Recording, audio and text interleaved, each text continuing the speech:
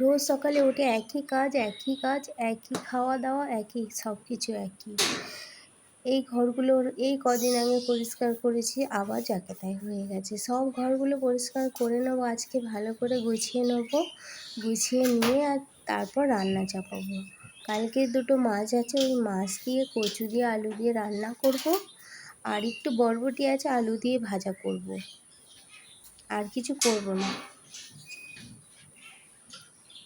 আর আমি ঘর মুছছি, আর আমার ছেলে দেখো আমার পিছন পিছন ঘুরে বেড়াচ্ছে, কারণ সব সময় আমার পিছন পিছন ঘুরে বেড়ায়।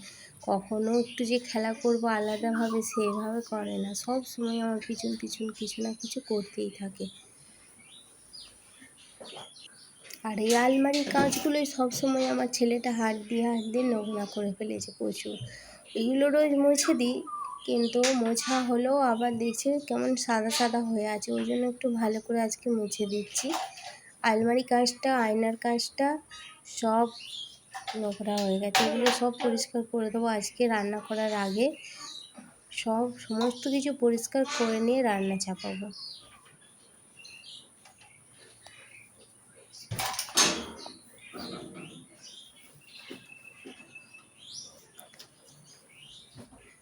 আর কুলারটা তো চালানো হয়ই না, কুলারটা এখানেই পড়ে থাকে, সব সময় এখানে রাখা থাকে।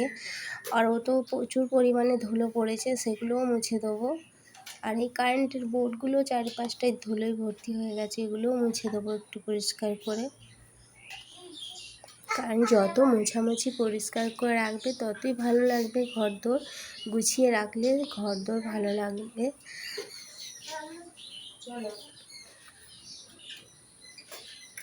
সবসময় চেষ্টা করি আমি গুছিয়ে রাখারই, কিন্তু সময় হয়ে ওঠে না, হয় না।